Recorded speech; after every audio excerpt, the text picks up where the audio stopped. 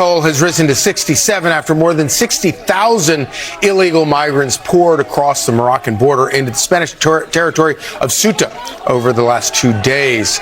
President Trump reacting. Watch this.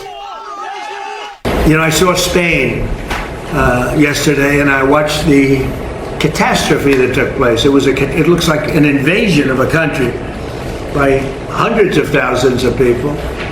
And that same thing's going to happen to us if the Republicans don't get elected, except worse.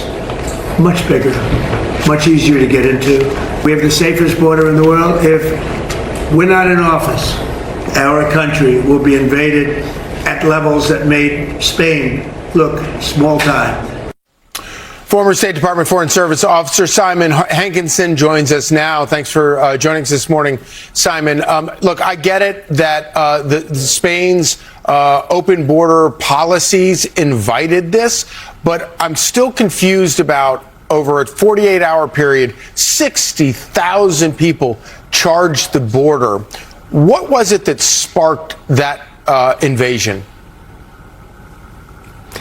Yeah, you're right. I mean, the conditions have been there for a long time. It's not like that fence got any shorter over the past couple of months. Back in 2021, there were 8,000 people who came over in one day, which is close to our record at the southern border of 12,000. And as you say, in pretty much 24 hours, 60,000 people made it over, of whom most have gone back, although at least 10,000 supposed minors are remaining for Spain to deal with.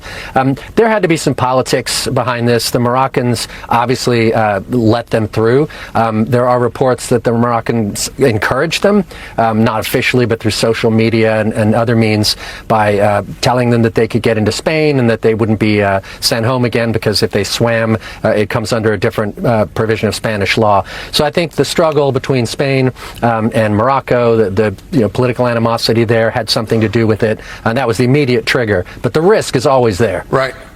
So, and then you mentioned that the majority of them, we believe, according to Spanish authorities, have returned back to Morocco. Do you really believe that? And then that raises a whole new raft of questions about why they did it. I do believe that a lot of them would have gone back, because this enclave only has a population of 84,000. They've got a shelter there for migrants that holds up to 500 people. And obviously, there's nowhere for them to eat. You know, they've been taking dumps in the street from what I've seen on video. So I do believe a lot of them went back, but many will stay. And they're all going to claim to be minors. If you looked at that video, these are all men, and they seem to be somewhere in their early 20s to maybe 40s. So you're going to have the same thing we had at the southern border, where 500,000 unaccompanied children supposedly came in. Many of them are over 18. This is going to be the same thing here. They're going to claim to be under 18 and then leave the Spanish government to figure it out. Yeah, anytime you have 60,000 military-aged young men coming across the border, that's an invasion. And it seems like a very scary invasion, if you ask me. I want to switch gears to this and ask you about Trump's Board of Peace outlining a Gaza peace plan.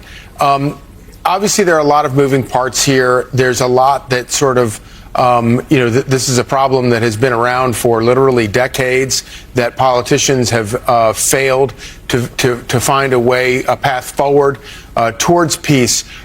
Basically, what is your basic view of the basic broad outlines as laid out by President Trump and the Board of Peace?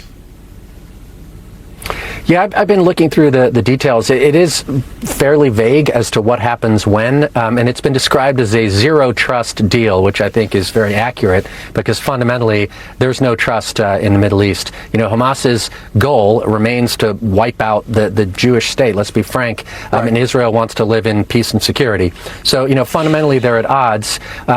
This deal is, I think of these deals each time as kind of waves on the beach. They go up and then they go back again. But at the end, we're going to have a low tide where there is some kind of understanding that can be reached, because this can't go on forever. Hamas cannot live forever without any money. And they want to control some land eventually. They want to have some, even if it's behind the scenes.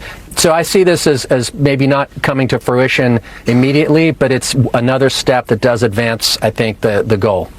So obviously, we talk a lot about the war in Iran and how it affects the markets around the world, in particular here at home.